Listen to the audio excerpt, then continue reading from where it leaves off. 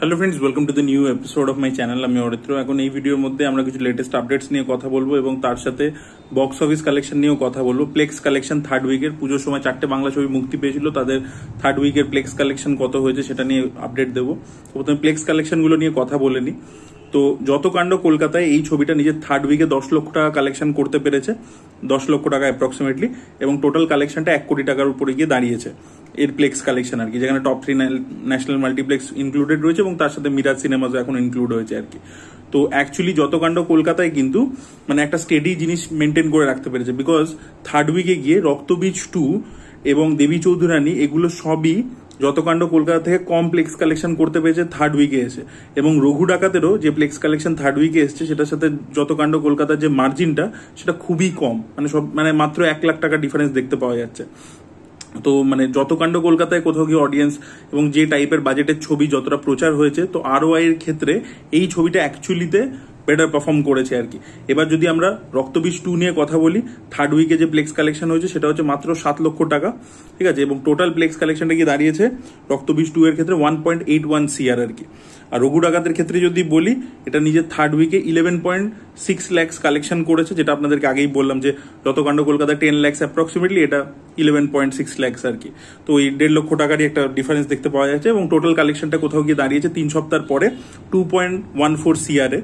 আর দেবী চৌধুরানী এই ছবিটা নিজের থার্ড উইকে প্লেক্স কালেকশন করেছে 6 লক্ষ টাকা, এবং টোটাল 3 সপ্তাহের পরবর্তীতে কালেকশনটা কোথাও গিয়ে দাঁড়িয়েছে 62 লক্ষ টাকাতে। তো দেবী চৌধুরানীরও বড় বাজেটের ছবি ছিল, সেই তুলনায় আর কি ওই দারুণ একটা কালেকশন করতে পারেনি। তো এবারে অ্যাকচুয়ালি যদি আমরা 4টে ছবির মধ্যে দেখি, আনএক্সপেক্টেডলি যতকাণ্ড কলকাতায়, যেটা অ্যাকচুয়ালি সব থেকে কম প্রচার হয়েছিল, ROI এর দিক থেকে ওটা বেশি বেটার জায়গাতে আছে এবং প্রচার ইত্যাদিও সেইভাবে হয়নি, অত বেশি সংখ্যক হলে রিলিজ হয়নি, সেখান থেকে কিন্তু দর্শক সেটাকে অ্যাকসেপ্ট করেছে। অন্য ছবিগুলো কোথাও গিয়ে দর্শক একটু হতাশ করেছে, সেই কারণের জন্য সেটা অতটা ওয়ার্ক করতে পারেনি। তো দেখা যাক ডিসেম্বর মাসে এবার অডিয়েন্স কিভাবে রিয়াক্ট করে, বিকজ ডিসেম্বর হচ্ছে আরেকটা বড় সময় যেখানে বাংলা ছবি ওয়ার্ক করে। তো সেখানে দেখা যাক এবারে পুজোর সময় প্রথমবার এরকম হলো যে অডিয়েন্স আউটরাইট রিজেক্ট করে দিল বাংলা ছবিকে। তো দেখা যাক ক্রিসমাসের সময় কি সিনারিও আমরা দেখতে পাই। এর পরবর্তীতে আমরা যদি ডুড বলে প্রদীপ রাঙ্গানাথের যে ছবিটা, তার ডে 1 এর কালেকশনের ব্যাপারে কথা বলি, তো প্রডিউসাররা যে ফিগারটা জানিয়েছে সেটা হচ্ছে 22 কোটি টাকা একদিনে কালেকশন করতে পেরেছে। আর যেটা ট্রেড ফিগার এসছে সেটা আনুমানিক আর কি 18 crores এর আর কি এসছিল, 18 crores প্লাস অ্যাকচুয়ালি। তো প্রডিউসার আর কি 22 কোটি টাকার একটা ফিগার দিয়েছে। তো দুটোই আপনাদের সাথে শেয়ার করে। ভিডিওর পরবর্তী আপডেটটা হচ্ছে নানিকে কেন্দ্র করে। তো নানি যে ব্লাডি রোমিও বলে ছবিটা আছে, এটা সুজিত, যিনি ওজির ডিরেক্টর, সাহর ডিরেক্টর, তিনি ডিরেক্ট করছেন। তো এই ছবিটা ডিভিভি এন্টারটেনমেন্ট প্রডিউস করছে। এইটা মেকার্সরা প্ল্যান করেছে যে 70 দিনের মধ্যে শুটিং পুরোপুরি কমপ্লিট করে দেবে, এবং এই ছবির ম্যাক্সিমাম শুটিং ইন্ডিয়ার বাইরে হবে আর কি, ফরেন লোকেশনে হবে আর কি ম্যাক্সিমাম শুটিং। তো দেখা যাক এই ছবিটা কিরকম বেরোয়। সুজিতের ছবির স্ক্রিপ্ট অতটা ভালো হয় না, এক্সিকিউশন প্রচন্ড স্টাইলিস্টিক হয়। নানির কিন্তু ছবির স্ক্রিপ্ট চিরকাল ভালো হয়ে এসছে। তো দেখা যাক এইবারে সুজিত নানির পাল্লায় পড়ে বেটার ছবি আমাদেরকে ডেলিভার করেন কিনা। এর পরবর্তী আপডেট একটা রিউমার লেভেলে আছে, সেটা হচ্ছে যে পবন কল্যাণ নাকি মাইট বি লোকেশ কানাগরাজের সাথে কোলাবোরেট করতে হবে। লোকেশ কানাগরাজের হাত থেকে অনেক ছবি চলে গেছে, আপনারা জানেন। তা কমল হাসান রজনীকান্তকে নিয়ে ছবিটা করার কথা ছিল, সেটা মাইট বি সে করছে না। তো এরকম নানা রকমের প্রবলেম। তবে ক্যাদি 2 হচ্ছে না। এখন শোনা যাচ্ছে সে পবন কল্যাণকে নিয়ে একটা ছবি করতে পারে এবং অনিরুদ্ধ এই ছবির মধ্যে মিউজিক দেবে।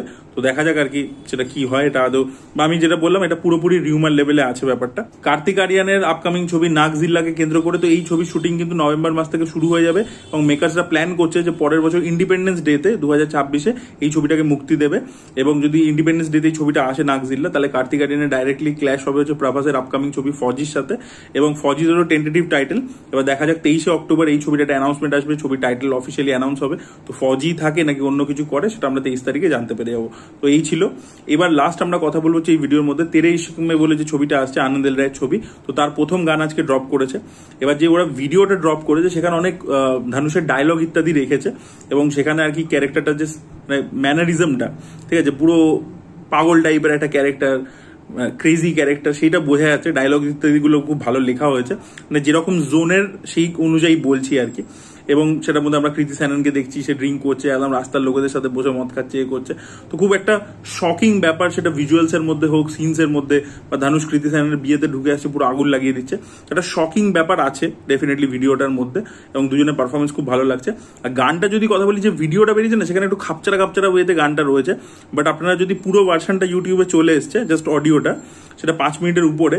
আমার মনে হয় ছবির বিভিন্ন জায়গায় এই গানটাকে কেটে কেটে ওরা ব্যবহার করবে আর কি, থিম সং টাইপের এটা। তো তাই জন্য আর কি বিভিন্ন জায়গায় যেখানে ব্যবহার হয়েছে সেটাকেই জাস্ট ওটা ভিডিওর মধ্যে কম্পাইল করে দিয়ে দিয়েছে। সেই জন্য একটু পুরো গানটা যেটা শুনলাম, পুরো গানটা কিন্তু খুবই ভালো, লিরিক্সও খুব ভালো, ইরশাদ কামিল লিখেছে, এআর রহমানের মিউজিক, এবং অরিজিৎ দারুণ গেয়েছে। মানে এরকম ইমোশনাল গান অরিজিৎ দারুণ গায়।